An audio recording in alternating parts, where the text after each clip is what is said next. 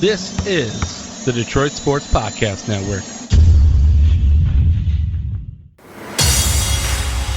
What's up, Detroit sports fans? Welcome to the Fan Report Show, made by fans for fans, powered by the Detroit Sports Podcast Network. I'm Nick, and with me is Anders, and I give us this week's topics. Well, we're a quarter of the way through the Pistons season. Hasn't been pretty, but we'll try to give our thoughts on what we've seen so far. And the Lions played a Thanksgiving game. Who would have thunk? It's a Fan Report. Is thunk a word? Yes. Are you sure? No. We hope you guys all had a great Thanksgiving. Black Friday if you partake, Cyber Monday if you go that route, or if you just chose to take the weekend to yourself or to your family and just avoid all things internet, well, then good for you. You're a better person than I am, that's for sure. And you're probably far more relaxed. Mm-hmm. But we hope you guys enjoyed your time off if you got any from work. Enjoyed the time with your family if you like your family, or even if you don't and you still enjoyed your time. We hope everybody had a happy Thanksgiving. Andrew, I hope you did as well. I hope you all stayed safe. Busy one for sure. Oh, absolutely. The holidays are always like stupid. I have a big family, so the holidays are always very busy. It's honestly though, Christmas is probably the worst in that regard, because I've got like 6 places to be and not a lot of time to do it in. So it's almost kind of hard to fully get to enjoy Christmas. Like there's been years where I've straight up just declined going to everything except for like 1, maybe 2 things on Christmas Day. And yeah, it probably upsets some people, but I also like to enjoy my holiday. So It is what it is. And I try to be fair about it. If I skipped something one year, I try to make sure I don't skip it the next, and I alternate. So, but wasn't the case Thanksgiving. I just got to spend it with my family, which is always enjoyable and always a party. Andrew, what did you do for Thanksgiving? Not much and a lot at the same time. We didn't have a family Thanksgiving. We kind of canceled at the last minute. So understandable. It was a cousin's Thanksgiving, followed by a just with the parents Thanksgiving, followed by a Friendsgiving. That is right. We did do a Friendsgiving. I totally forgot about that. I don't know why. That was a lot of fun, though. We had a good time doing that. Some board games or card games, both. The cousin's Thanksgiving was an interesting thing because it was the first Thanksgiving I was a part of where no one cooked. What? It was a takeout only Thanksgiving. What kind of heathens are you? Who takes out for Thanksgiving? I mean, we had some good. We had some Penny Red's fried chicken with the honey butter biscuits. I mean, that stuff's good. Can't go wrong with that. I gotta love some Penny Red, especially the biscuits, man. Oh my god. Some mac from Gus's. Okay. We also got wings, but I can't remember where they said it was from. Nikki's Pizza. So you guys just destroyed every Thanksgiving tradition and just like dumped on it. Yes. Nice. Well, fair enough. Hey, it's a weird year. It's been a weird couple of years, so why not throw out all the traditions at this point? Mm-hmm. But there was one tradition that did continue to take place on Thanksgiving, and that was the Lions coming through for us and losing yet another Thanksgiving Day game. Losing to the Chicago Bears in Lion-esque fashion on a last-second field goal, as always. Mm-hmm. And there, of course, was a new way to get them into that situation, and that was by the result of coaching blunder after coaching blunder after coaching blunder. Dan Campbell with the infamous calling 2 timeouts in a row, resulting in a penalty, which, duh. And then putting the Bears in a very advantageous 3rd down situation. Instead of 3rd and 9, it was 3rd and 4. They converted and ended up running out the clock, kicked game-winning field goal. Kind of, I'll be honest with you, it kind of weirdly reminded me of the challenge flag play was it Alfred Blue? Was that who it was for the Texans that had his literal entire arm on the ground? No, it was not Alfred Blue. What was his name? Justin Forsett? Yes, Justin Forsett. His entire arm was on the ground before he waltzed his way into the end zone the rest of the way, and the challenge flag meant that, no, we don't get to review it now because you threw the challenge flag, and that's a penalty. Well, wonderful. It just reminded me of that, just not knowing the rules. But The thing is, like, I think it was more like miscommunication, not knowing the rules, because Dan Campbell called that first timeout, and then Aaron Glenn, out of frustration, called the second timeout. Well, so, Dan Campbell, well, again, though, they're in each other's ears. There's zero excuse for it. Yeah. Absolutely zero excuse. You just saw Aaron Glenn have like a freak on the sidelines over something and then trying to run and call a timeout. So from the interviews that I have heard with Dan Campbell, what happened was the original timeout was called in a situation where if the Bears line up in a certain formation, we're calling a timeout to get the right personnel in there.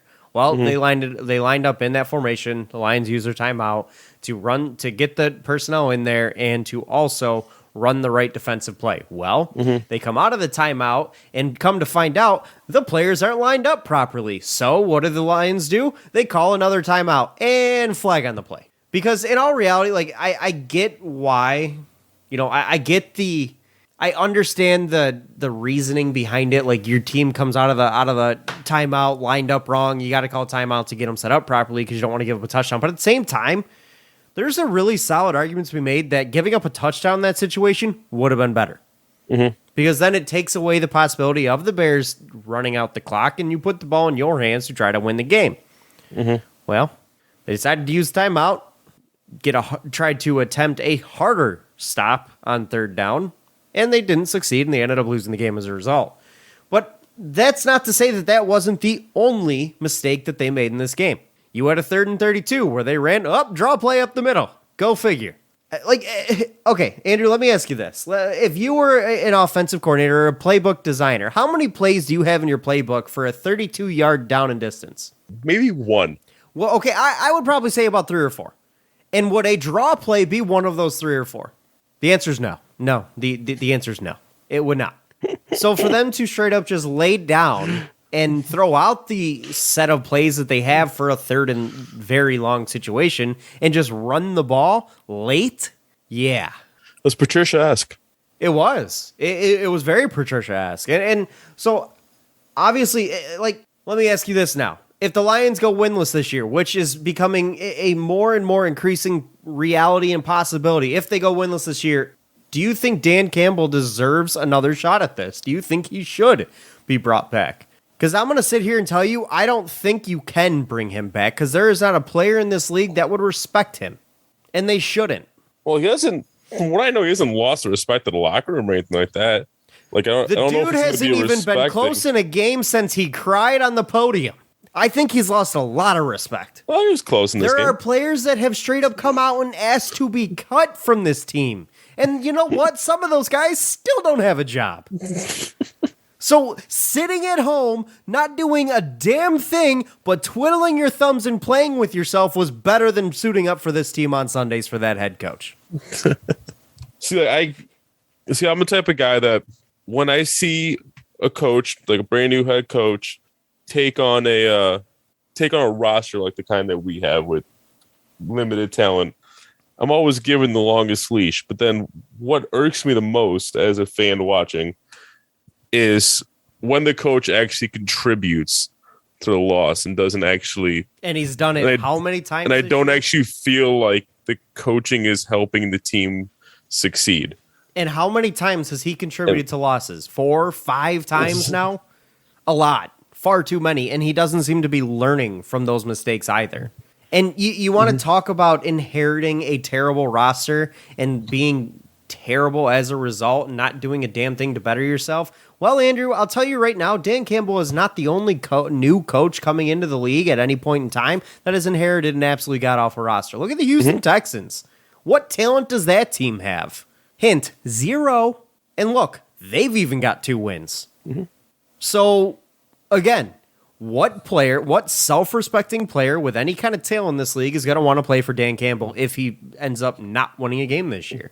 I'll tell you right now, if I'm a quarterback or Kayvon Thibodeau or even Aiden Hutchinson, I ain't playing for the Lions. I'll pull an Eli Manning. Trade me.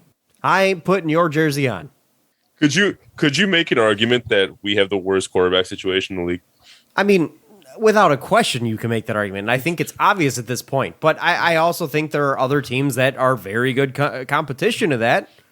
I could make an argument the Steelers have the worst quarterback situation in the league. I could make an argument that the Texans have the worst quarterback situation in the league. Well, I'd rather have Tyrod Taylor than either of our Tyrod's quarterbacks. played about 7 minutes. I know, yes, but I'm just saying. But no, because like the reason I say that is because on one hand, like that's part of the reason why I don't want to give up on Campbell yet, because our quarterback situation is so bad. But at the same time, he hasn't shown me anything that once we do get a quarterback in here, he's not going to absolutely squander that opportunity. So it's a tough call to me, because I am never the one to give up on a coach this early, but it's getting harder and harder to defend Dan Campbell right now. This is a league that is designed for you to be able to trip and fall into wins. They can't even do that. Like, they managed to trip and fall into an almost win, and then they get back up just to continue on the path that they were losing with. Like, the head coach can't get out of his own way. He can't. And frankly, like the offense, I know we've mentioned how DeAndre Swift has looked better with Dan Campbell calling the plays, et cetera, et cetera. The offense does not look better with Dan Campbell calling plays. It looked better with Anthony Lynn calling plays, and it was pretty abysmal then too. So, honestly, if Dan Campbell has any say in the offense next year, what offensive coordinator is going to want to work for this guy? Like, you got to understand what type of detriment going winless creates in your organization. You will not only be able to not get an offensive coordinator worth his weight in anything, you will have to get another first-time offensive coordinator to even, take another stab at it. One, or a complete failure as a coordinator to come in and get another shot. That's one. Two, ain't a damn free agent going to want to sign here, that's for sure. Three, you may have players that get drafted by you who don't even want to come here. Like, it is so destructive to your organization when you go winless and you bring back the head coach. Because why would somebody want to play for him? And I want to, and don't get me wrong, I want to give Dan Campbell another shot. I want to give him a chance to have a roster that's not completely devoid of talent. Like, I want to. But if he does not find a way to win one football game this year, I don't think you can. Because who's going to come and work for this organization? Who's going to come play for this team? Nobody. I want to see him back. I just don't think you can if he doesn't win a game. You're not wrong. I'm trying to think right now. Did we bring Rod Marinelli back after that 0-16 season? Nope, he was canned. That was his second season, right? Yes. The first season, I think he had 3 wins, and the second season was 0-16, right? Or was it the other way around? I think the second season was the 0-16 year. Yeah, his final year, he had 3 seasons. He went 3-13, 7-9, and then 0-16, and then he was canned. Oh, I didn't realize that 7-9 season was under him. Okay. Yes. Interesting. Yes. Again, you cannot bring back an 0-16 head coach. You can't do it. And in our case, 0-16-1. Or sorry, yes, 0-16-1. Like, you cannot do it. When your team goes winless, you have to just tear everything down. Like, you can even make an argument for getting rid of Brad Holmes at that point. Because what the hell have any of his players done? He put this roster together, this abysmal, devoid of talent roster. Yeah. And I understand he wanted to tear it down to try to build it back up, but geez, man, at least leave some type of foundation. Now we got to start digging a hole again to build the house. If you weren't following my references there. Like, no, I go ahead. This team is just getting more and more painful to talk about. That's I mean, we're sitting here week 12, talking about whether or not we're even going to be bringing this guy back next year. Like, there's obviously not much to talk about. I can't break down the games anymore because what's there to break down? I don't even feel like the rookies are getting a solid shot to look at player development because they don't even have an opportunity to. Like, can you sit here and honestly put a grade on Amon-Ra St. Brown's rookie year with Jared Goff throwing him the football? I can't sit here and say I can give him an honest grade because I don't think he even had a shot. I can't give these rookies a grade. I can't. It's not fair to them. It's not fair to their futures, their development, whatever. Like, they weren't even given a chance. And you could make the argument of, like, this is, One of two things could be true in Brad Holmes' case when it comes to Jared Goff. One, and this is the better one, he was nothing more than a placeholder for 2 years to then get rid of him and never look back, which is the better situation, better alternative. Or two, which is the absolute detriment, and then you got to ask Brad Holmes, what the hell were you thinking? If you actually thought that there was a possibility that he could be the future quarterback of this franchise, and you were looking at this year to just take a look and grade his talent and his opportunity in this league and what he could be for you, give him, I can't even think of the word. I can't think of the word. But to actually take a look at this guy as a possible quarterback for you long term, and this is the roster you give him to work with, well, what the hell are you doing? How can you evaluate? That's the word. How can you evaluate Jared Goff fairly with this roster? You can't. He's had a hodgepodge offensive line for most of the year. Granted, that's by injury. He's had 0 receivers the entire year. That's by your design. So what did you expect him to do? How can you evaluate a guy like that? And I'm not saying Jared Goff deserves a break. Jared Goff sucks. I was about to say, please don't tell me you're going with the Jared Goff deserves a break angle. He sucks. But he was also given no shot. So if this was by design to be this bad and to make sure Jared Goff was never going to be a quarterback, not only for your team, but for any team based on, the results this year from him, well, then fine. That's wonderful. You really tore down an organization. Yeah. You're good at that, at least. But, I understand the tanking method. But, one, this wasn't really the year to do it because there is no quarterback prospect worth doing it for. And two, it doesn't work as well in the NFL as it does in the NBA. So, I don't know. I just feel like I'm talking in circles. One player doesn't make your team in the NFL. One player in the NBA can completely turn around the outlook of your team. Absolutely. I don't know if you can make an argument to bring Dan Campbell back. That's all I'm going to say. And if he goes winless, you can't. So you better, if you're Dan Campbell, you better hope you trip and fall into a win at some point this year. And you got a couple of shots at it coming up, but the time is ticking. Yeah. And it's starting to tick quickly. Anything else to add before we move on here? I'm tired of talking about this team. Oh, yeah. I've been tired since about a minute into the conversation. I was already done with the conversation. Let's switch on over to the Pistons. The Pistons have played 20 games so far this season and a season of 82. So, you're about a quarter of the way through. Obviously, we had put some expectations preseason on this team to be near the 10 spot in the East, and we are far from that. Yeah. We're about right on pace where we were last year right now. Yeah, and you would think this roster would be far better than it was last year. So, Andrew, just based on natural progression of players, as well as adding the first overall pick in Cade Cunningham. You're adding a center who put up 18 points a game last year, too, and Kelly Olynyk. Granted, he's been hurt for a bit. Yeah, he's been hurt, so... He's played most of the games, though. He's missed, 4 games now? More than that. You sure? He's missed more than half of our games, I'm pretty sure. They've played 20?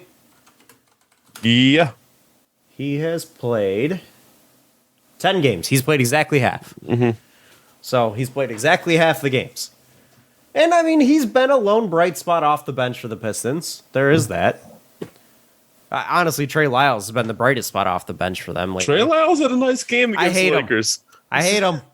He's trying to force me to like him. No, he will not. I will never like him after what he said about this city. I'm sorry. Until he comes to the podium and says, I take back everything I said, the city's amazing, and I want this to be my home forever, I will never forgive him. Ever. But Andrew, there was one play against the Lakers. I want to say it was Frank Jackson who drove the lane and had just this vicious dunk. Or it could have been Hamidou. I can't remember now. Can Frank Jackson dunk? Yeah. But isn't he either way, 6'1"? Doesn't matter. It was one of those two. But you see the entire bench erupt, and then everyone except for Trey Lyles, who just simply stood up and gave a golf clap, completely straight faced. I don't like him. Telling you. Like, I don't know if that was on purpose or like if I was trying to be funny or something. Like, I don't know what it was, but with that being said, though, obviously a 4-16 start is not ideal for the Pistons and what we expected and we're hoping with this team. But I wanted to kind of go through and not necessarily give grades. We can give some grades if you want, but I wanted to kind of go through and just give our thoughts on the first 20 of the season. What have we seen that we liked? What have we seen that we don't like? What do we think this team needs? So I go ahead and take it away. Let's kick it off with you. I guess I'll start off with the negatives, so we can finish off on a brighter note. But I do feel like both Sadiq and Isaiah Stewart are in the full throes of a sophomore slump. Isaiah, I feel like it's more schematic though than anything, because I felt like last year Isaiah Stewart was more involved in the pick and rolls. He had more freedom to shoot the ball, especially from three. I've been seeing game after game where he'd get the ball top of the 3-point line with no around him. He just doesn't shoot it. I don't know if that's him or if that's Casey saying we don't want you taking those shots at this time. But just in general, I don't think Isaiah himself has regressed. I just feel like the way we're utilizing him has changed all of a sudden. And I don't know if that's because he's in the starting lineup and not coming in as like a spark plug off the bench, but that's caused him to at least be less effective on the court, in my opinion. Sadiq, I feel like has regressed, and it's mainly in his 3-point shooting. And I was going to say Sadiq's struggling because of his shooting. If he wasn't shooting so poorly, he'd be great. Yeah, and honestly, I'm not too like we know Sadiq can shoot. Like, is there any worries at all with like in the case of Sadiq Bey with the shot not falling that it's a result of him focusing more on being more aggressive and trying to take things off the dribble as opposed to continuing to working on developing the shot? Oh, I think it's exactly that's exactly what's causing it. It's think of it like an open mic comic getting on stage and like trying new material at the Comedy Store or something, like, and seeing what works, what doesn't work, and just kind of basically creating his set on the fly. Does Sadiq Bey have it in his arsenal to where he can do both? That's what I think he's figuring out right now. He's trying to. I think you're watching him trying to develop his offensive game in real time, and I think with that comes a lot of choppy waters as he tries to figure things out. But because by doing that, you're not allowing yourself to get in a groove. Can't really get in a rhythm doing it that way. But is he a talented and good enough player to actually be able to do both, though? That's my question. Like, I know what he's trying to do, but is he capable? And I do think he is. Obviously, like the big thing that Sadiq lacks is like athleticism and explosiveness, but he has the size to still drive the lane and get to his spot and get his own shot almost I'm not going to say whenever he wants, but like a good amount of the time. And it's just a matter of learning how to be a little more crafty with the ball and learning how to take what the defense is giving you. Now, let me ask you this, I do think he's fully capable of doing that. What happens when we're 50 games into the season and the shooting is not improving? Do you want him to take a step back from trying to be as aggressive and just go back to who he was as a successful player from the outside? Because I would argue 50 games is enough of a sample size for him to get this figured out. And if he hasn't yet, well, then I think we do have a problem and something to worry about there. It's a tough question because I don't want him to relegate himself to just being a 3-and-D player. But that's what we drafted him to be. We drafted him to be a 3-and-D leader on this team. That's not necessarily what we drafted him to be. That's what we drafted him as. I don't think he would have drafted him if we didn't see room for him to add to his game. Like, I do feel like there's always been the idea that Sadiq could become more than a 3-and-D guy. And I'm still subscribed to that belief, but I mean, I am as well. But I as we get further and further into the season, like I said, at about 50 games, and we haven't seen the shooting improve at all, which I fully believe we will. I personally think that Sadiq has the mentality and the tenacity and the ability to be able to be not only an outside shooter type player, offensive player, but also an aggressive, take it upon yourself to create your own shot. Yeah. I think he can do both. But if we're 50 games into the season and he's not able to start having the shot fall, well, then I think he does need to kind of, because it's obvious that he's better as the 3-and-D player than he is as the guy who can't shoot but is able to be aggressive with the ball. Like he's the better version of him is that 3-and-D player as of right now. But so if, later on this year, he hasn't developed into what he's hoping or what we're hoping, well, then I'd rather see him take a step off of that and be the best player that he can be and how he can help this team the most. And right now it is desperately in need of shooting. So if there's a season where I'm going to give him the long leash to figure this stuff out, it's this season. We know we're not going anywhere. Because they're not playing for anything right now. Yeah, exactly. But I don't want them to waste an entire year of development by trying something that just is obviously not working. Well, this is development. Like, is it, if he doesn't improve, is it really development, or is he just going nowhere?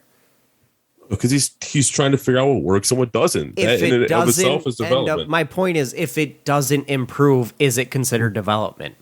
I think you don't know if it's going to work in less than a year. I think 50 games is enough to say whether or not this type of play style is going to work for Sadiq. I do. He can continue to work on it in the offseason, try to get a little bit better, but at some point he's got to say, this is not who I am. I still am in the belief that he can be this player. I think he's good enough. I think he's got the talent. I think he's got the body. But at some point, he's got to be able to say to himself, this is not who I am. I need to be the player that I am. And that's true with anybody. I mean, it's the same with Killian. If he's not able to get the shot to fall, well, then he needs to say, okay, I'm not Steph Curry, I'm Rajon Rondo. Like, he needs to be able to say that to himself and accept and understand his role. That's the interesting thing with Killian. He has the best 3-point percentage of the team, but the worst field goal percentage. It such makes a conundrum. 0 sense. I mean, what's that say more? What's that say more about the team's 3-point shooting or his field goal shooting? Like, it does say a lot about the team's 3-point shooting, but it does tell me a little bit about Killian as a shooter. And because if you watch the games when he's taking his threes, for the most part, he has his feet set. They're set threes. He's also usually got a lot of time because ain't nobody threatened by him outside. But when you're talking about general field goal percentage, a lot of his shots inside the arc are like running floaters, for example. And a lot of times there's shots on the move. And what we're learning, and kind of what we got Nick McGov last year too, is that's Killian's major weakness offensively, is shooting off the dribble or on the move. Like he's turning out to be a much better catch and shoot guy than a off the dribble or on the move shooter. But as that shot begins to improve, I think teams will start to give him less time, and he does seem to struggle a little bit when he's forced to take a quick shot that he's not able to square his shoulders, set his feet, and really, take his time on it. So as teams start to see the shot fall a little bit more, I don't think he'll have as much time. So that could change as well. But either way, like at some point with this young talent, and what I was trying to get at is I just want them to be able to take a step back and understand the player that they are. And I want to see them continue and improve, but I also want them to see them improve in their specialties and in the things that they already do well. I want to see them, do those things great. And in the case of Killian, it's play defense, it's distribute the ball, it's run the offense. And yes, he does need the shot to begin to fall, but that doesn't necessarily mean he needs to be a guy that takes 10, 15 shots a game. And right now he's not. Obviously, that'd be great if he would be able to develop into a guy you can rely on to do that, but that's probably not going to be the case. And in Sadiq's case, if he's not able to develop into a guy who can be a two-way threat, hit you off the dribble as well as outside, well, then he needs to take a look at what he does actually do well and just continue to develop that. Yes, I want him to continue to advance his game, but I also want him to do what he does best. Yeah, that's how he will help this team the most in the future, because I think Sadiq Bey is a huge part of the future of this franchise. And just in general, on the team's 3-point shooting, I'm starting to feel like part of the reason we've seen such a massive dip in our 3-point percentage is because we're just generally not a threat to score inside. We don't have really a post presence because we're not really trusting Isaiah Stewart. They're not finding as many open shots as they could be. That's for damn sure. Like teams can play a 4-1 zone on us and be completely fine. Like absolutely, and I think it has a lot to do with a couple of things, and it's something that we've been saying throughout the season that this offense just doesn't seem to gel as well. Like the pick and roll just doesn't seem to be fluid. The flow of the offense isn't fluid. Like they don't seem to gel as well as they did last year. That's one. Two, like you mentioned, we don't have an inside presence that can be a threat. Like Isaiah Stewart, I like the guy. I love his energy. I love what he brings to the table. But he's not a guy that you can rely on as being a post offensive player or an interior presence offensively that scares anybody. Yeah. And I thought he could potentially be that guy last year. Like moving into this year, I thought he could be that guy, but he's really not proving to be. And I don't know. I do think a lot of that, again, is scheme. And you may be right. We're not scheming for him the way we were last season. We're not letting him do the things he was doing last season. But it would certainly help to have a pick and roll player on this team. And absolutely. And a guy that comes to mind as somebody who was on this roster, and I brought him up earlier, would be Christian Wood. Adding a guy like Christian Wood to this roster changes things like tenfold. You have a guy who can be really reliable pick and roll. Could you imagine Cade and Christian Wood running the pick and roll together? It'd be amazing. With that type of athleticism and ability, I mean, that's kind of scary for defenses to have to take a look at. An athletic big, I think, is the biggest hole on this roster. But not just an athletic, because I saw this thrown around on Twitter yesterday, and yes, I do think the type of player he is would be better in the right here, right now than Isaiah Stewart. But Andre Drummond was an athletic big. And not saying I would want him on this team, but in the pick and roll, he'd probably work quite well with Cade Cunningham. He would. I can't stand the type of player he is, and I think he'd be like, I don't think his shooting is inside is good enough to really make that big of a difference, but it would create more fluidity with this offense. Yeah. No, I 100% agree. And if you look at the Lakers game on Sunday, we had no answer for the Lakers bigs. Nope. They would literally have their offense, like they'd be playing their half court offense. LeBron would be at the top of the 3-point line, and everyone would be static, and LeBron would just throw an oop to the big, whether it was Anthony Davis, that's just standing by the net. Like it's not like they set a pick and the man cut to get open for the out. No, he's literally just standing there, and he knows we have no one that could stop him from getting that alley-oop. Well, when your third biggest player on the floor is as big as their third biggest player on the floor, it becomes difficult. And that, I've really not wanted to come to this scenario, even begin to ask this question, because I like the player a lot. But is Isaiah Stewart the right guy to be the middleman for this roster? Is he the right guy to play the 5? And I'm beginning to ask that question myself more and more. I want to see him succeed, but the more I watch these games, the more I see him get absolutely bodied by players that are not just better than him, but bigger than him. Like guys who aren't better than him. I don't think Andre Drummond is a better player than Isaiah Stewart. He's just bigger, and he just demolishes Isaiah Stewart down low. And when you have guys who are not better than Isaiah Stewart, are just bigger, able to take that much advantage of him, then can you really make an argument that he's a part of the future of this organization? Because that's a liability. To not have a presence down low like that. Yeah. I don't think he's been as bad as you're making it out down low, but he's struggled against a ton. The better centers in the league, it is that bad. He's struggled a ton against length. That's where against the big better centers is. In this league, it is that bad. Yes. Yeah, but small ball is nothing new in the NBA. No, absolutely not. But for small ball to work, you need to be able to hit the 3.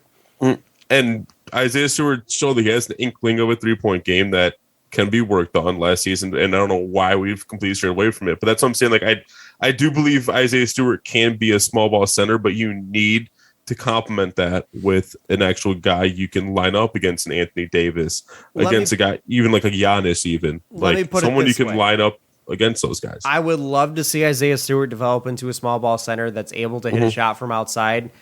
I've seen nothing that shows me that he can do it. I don't see it in his game right now. And sure, we saw him make a few threes last year. That's great. I've seen nothing in his game this year that tells me he can play a small ball center. Not offensively. But that's because I feel like they're using him as a true center rather than the small ball center, which I think is a mistake. Well, then that's on Dwayne Casey, and he shouldn't be the head coach of this team because you coach the players you're given. I do feel like the way we're deploying Isaiah is a mistake. Oh, I do too. I love Dwayne Casey, but if you're not coaching the players you're given, then what are you doing here? Like, I want Isaiah Stewart to succeed, and I want this team to succeed, but at the same time, you can't compete for championships in this league if you're not able to stop the better centers in this league. If Joel Embiid is able to dominate you and take advantage of you up and down the floor, you can't win in this league. If Anthony Davis is able to do it, you can't win in this league. Giannis, Kevin Durant, if those guys are able to just dominate you all over the floor, you can't win in this league. Yeah. So, and if we're going to let that happen, then what are we doing here? Like, I want to see Isaiah Stewart succeed, and I want to see him be the player that can stop or at least slow down some of these guys. Because I understand there's no stopping guys like Durant, Davis, and Giannis. But slow them down enough to where maybe they have to go a different route in their offense every other time up the floor. But right now, he's not. And I know he's extremely young and still developing, and like you mentioned, I don't think they're using him properly.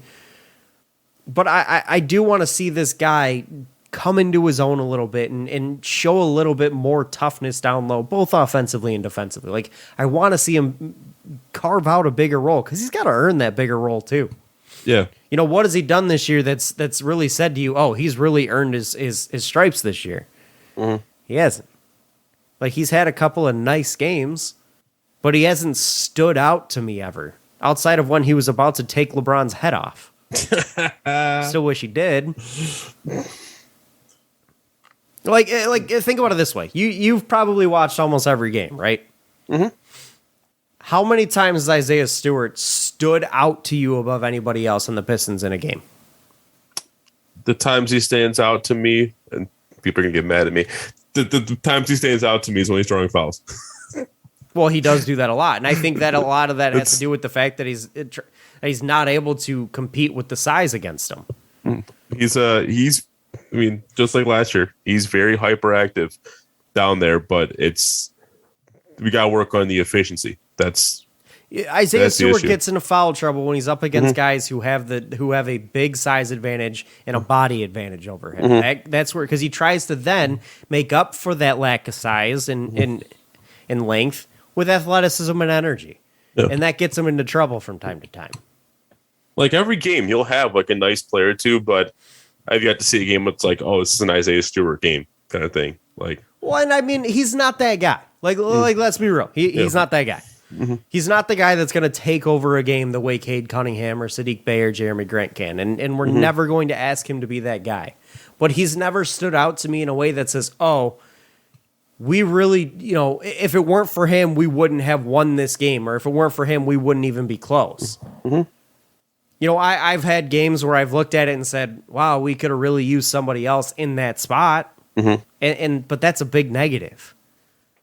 If we had Christian Wood or Andre Drummond here, maybe Anthony Davis wouldn't abuse us the way he did.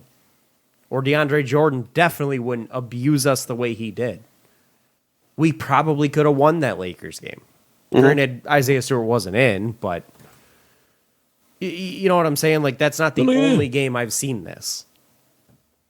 And it's not just him. Nobody else. Luka Garza ain't exactly stepping up either, and he's got this. Luka Garza is exactly what I expected, though. That's the thing. Like, he's going to come in, he'll get you some quick points, but you can't keep him in because he can't guard a chair. Anytime you're asking Trey Lyles to play the 5, you're in trouble. Yeah. Like, I feel like anytime you're asking Luka Garza to play the 5, you're in trouble. Yes, 100% agree. But this team definitely needs to find somebody that can anchor the middle, without a doubt. We desperately need to find some big bodies. And I do wonder if they're going to try to get someone in here at the deadline. But That's It's a ways away. That's a good question because we always, for the last, 4 or 5 years now, we've always talked about the Pistons being sellers at the deadline. Mm-hmm. This is a weird year where, yes, they're not competing, but they could potentially be buyers at the deadline because what do you have on your roster that you really want to sell? Sure, you've got guys like Trey Lyles, Diallo or Jackson. Like, you've got a couple of pieces, Kelly Olynyk even. You've got a couple of pieces that you could argue selling at the deadline, but there's also a scenario where you could potentially be a buyer at the deadline. Find yourself a big man that works in your system. Find yourself another shooter. Yeah. And not just a rental, a guy who's under contract, which may cost you a little bit more, but if you're not confident you can get him on get the guy you want on a free agent market, why not? Go after the guy you want. Find the right fit. Now, some positives. We still have to work on consistency, but I've been seeing a lot of positive out of our rookie, Cade Cunningham. I feel like that's a low-hanging fruit there. But I like the way he plays basketball. Like obviously, the turnovers still need to be fixed. I expected need to get a little more efficient. Exactly, and we knew we come out of college that it might be an issue. But the guy who handles the ball as much as he does is going to turn it over. Look at Russell Westbrook's turnovers. Look at LeBron's turnovers. Look at anybody who handles the ball a ton is going to turn the ball over. And I especially like when him and Killian are on the floor together. And I'm not going to claim this take as my own, even though I agree with it. This is, I can't remember who posted this on Twitter. It has worked a little bit better than I expected it to. But, and it's worked a lot better than it did in Summer League. And that's kind of surprised me. Yeah. Because Killian had been out, the last 2 or 3 games, just getting that thumb to heal a little bit. And he was finally back in that Lakers game. And you could just see the difference in how the offense flowed when he was in the game versus when he wasn't there. And that's probably my biggest compliment I can give Killian is he is a lot more decisive this season. He's a lot more confident. He's making the right plays more often. And defensively, I think he's been a stud. I didn't need to see more actual offensive production outside of playmaking. Is it wrong for me to say that Killian Hayes is the only sophomore on this team that I think has taken a step forward this year? You're 100% right. And I know it. Where was he stepping from? Like, where is there to go? Like, it'd be hard to take a step back from last year. But at the same time, I feel like his game has just improved. Yeah. He offensively, like you mentioned, is much more decisive. He's much more fluid with the basketball in his hands. I'm not looking at him on the offense saying, he's got the ball in his hands, so I know it's going to be somebody else that scores, or somebody else that does something. I have confidence in him when he has the ball in his hands this year, which is something I didn't have last year, and I really didn't have coming into the season. Yeah. Whereas Killian hasn't really reached my expectation in terms of his shot, he's exceeded my expectations in what he's able to do with the ball in his hands and how to make this offense work. Yeah. With Cade on the floor. And I absolutely think that has more to do with Killian's improvement than it does with Cade Cunningham. And that's something that I absolutely am excited to see. In the case of Cade, he's almost everything I hoped he would be. Yeah. Sure, the shot isn't there, it's not falling, whatever. That's okay for now. Yes, he's got to become a better shooter. He's got to start hitting the shot. But every other aspect of his game, I love watching him play basketball. I love the way he plays the game. When people talked about and compared Jalen Green and Cade Cunningham coming into the draft, they always said Jalen Green's a baller. Cade Cunningham's a basketball player. And that's exactly what he is. He does everything on the floor, and he does the right things on the floor. He makes good decisions. He's smart with the ball in his hands. Yes, he does turn it over, but he has the ball in his hands a lot. He takes good shots. I think what Cade does is a lot of it is good. And once the shot does start to fall, he's going to be a problem in this league. And one that teams are going to have to game plan for in a big way. I'm not saying he's going to be this good, but starting to look a little bit more and more like guys like Luka Doncic almost every game. Yeah. Just based on the style. Because it ain't flashy. It isn't going to wow you in a way that makes you go, holy hell, this is the best player I've ever seen. But, like, you blink, and all of a sudden, dude's nearing a triple-double. And you never even noticed it. Yeah. And that's what's impressive to me. Oh, I 100% agree. It's also the way he impacts games that don't even show up on the box score. Like, I feel like he makes really, really smart reads defensively. And when there are times where, like, when him and Killian on the floor together, for example, if there ever is a time that, like, Killian, for example, were to lose track of his man, Cade is the one that gets the defense back on track. He's the biggest communicator on the floor when he's on the floor. He's shown a lot of leadership, and not just in the situation with Isaiah, but he's shown a lot of with Isaiah Stewart. But he's shown a lot of leadership on the floor and with this team. Absolutely. Yeah. But I always feel like that's rare for a rookie to be such a vocal leader the way Cade has been. I think it depends on the player and depends on the team, but in this circumstance, I do think Cade Cunningham is going to be a special player in this league. I truly believe he's going to be a problem, and it may not. We may not have to wait that long for it to happen. Like, as soon as that shot starts to fall, watch out. Yeah. But yeah, in terms of when I grade these first 20 games, just the fact that at least just record wise, we haven't. You can't give it a good grade at a 4-16 like team. Your starting point. Your starting point is a C when you're still at the same spot you were last year. That's your starting point. And the fact that I feel like at least two of three of our first round picks last year have regressed. I do feel like it's just a sophomore slump and not like a permanent regression. See, okay, I'm not even going to call it a slump.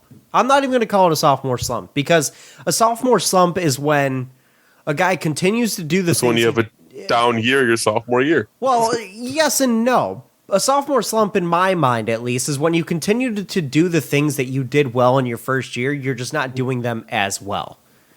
Like, guys like Saddiq Bey aren't necessarily, he's not even doing the things he did well last year. He's doing things completely differently. Yeah. And it's causing him to take a step back. So by the numbers, yeah, it's a sophomore slump. But he's not doing the same things. He's not the same type of player he was last year. And it's purely by experimentation, but he's just trying to figure out who he is as a player. Yeah. And I can't really say that that's a, by definition, sophomore slump, because he's not the same type of guy he was last year. If he was, and he wasn't shooting well still, that's a sophomore slump. I can agree with that. And on the same track, you can probably make the same argument for Isaiah Stewart as well. But no, I can definitely agree with that. I think it's less true with Isaiah Stewart than it is Saddiq, but yeah, you can make the argument. Yeah. But yeah, I think I got to go down to a C-. I'm not so down on this team that I got to go into the D range, but there's no way I can give more than a C. So I am a very, very, very low C- if I'm that high. Like, I don't want to give them a D+. Like, shooting wise, they have an F. Like, I don't know if John Beeline's going to let them take the blindfolds off when they shoot or allow them to open their eyes when they shoot now, but can we do something? But there are things... Are we placing all the blame on Beeline? No, God, no. Come on. I would more likely blame the basketball than I would blame Beeline. There's been tons of players complaining about the ball. Yeah. But regardless, there are some things I like about this team, even though they have only won 4 games. No, they have not met my expectations, but like, it is so obvious what the issue is. That, like, if this team even shot league average, they'd probably be a close to 500 or above 500 team. Yeah. And that tells you right there that they're doing almost everything else the right way and doing it well. Almost, not necessarily everything, but almost everything. Yeah. So, I mean, there are positives to look at with this team. And that's a big one right there. That as soon as a shot starts to fall, this team's going to win some games, and probably quite a few of them. God forbid they go on a hot streak shooting for a couple of weeks. They may not lose a game. Wouldn't that be fun?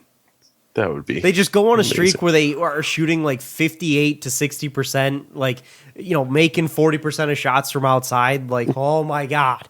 They won't lose a game. I mean, if Frank Jackson can get back to his normal shot, which he's starting to. I mean, 60% is ridiculous, but like, if Frank Jackson can get back to his normal shot, if Trey Lyles can keep it up, if Sadiq can get back to normal, like, I'm confident we can at least get back in the high 30s. yeah. Like, if this team started shooting 40% from outside on a game-to-game basis and started shooting 50% from the floor, like, this team would be a problem for a lot of teams night in, night out, because they play solid defense, they play tough, they play smart. Like, they'd be a problem for a lot of teams in this league at that pace. So, anything else to add before we close out? Do the Lions win next week? Who do they even have? Is it Seattle or Atlanta this week? Minnesota. Don't they play Seattle and Atlanta soon? They play Atlanta soon. I mean, yeah, they're both on the schedule. I don't remember the exact days. I'll pull it up. But I'm asking about Minnesota. Do we win? It's funny with Minnesota. No Dalvin Cook. Yeah, but they didn't have Dalvin Cook the last time they played him. Yeah. and that didn't work out either. We got Minnesota, the Broncos, the Cardinals, then the Falcons and Seahawks. So December 26th and January 2nd are Falcons and Seahawks. I'm going to say no. It does depend on which version of Minnesota you get, because that is the most wildly inconsistent team in the league. But I would, I would love to see them get a win against a division rival. I really would. Even if that's their only win this year, I'd be so happy if I saw it. But I'm gonna say no until it actually happens. Are you taking them +7? I'll take them +7. Because that's a spread right now. And the reason I say that is because on the road, they only lost by 2. Yeah, I'm actually kind of surprised that the spread's that high. I kind of am too. Because it's not like the Vikings have done anything that special this year. Yeah. They're 5-6. Yeah, that was the only thing I had. Alrighty. Well, do you think they get the win? You didn't. No, I'm not gonna. You're never gonna hear me say they're going to get the win, but I'll take the +7. Fair enough. That's it to close it out for this week, guys. We thank you for hanging with us and checking us out. Follow us on Twitter @RealFanReport. Thank you to Detroit Sports Podcast, and Andrew, thank you for joining me as well. This has been the Fan Reporters by fans. For fans. Hope you guys enjoy the rest of your week and your weekend. We'll catch you guys next week. Have a good one. Peace out. Peace.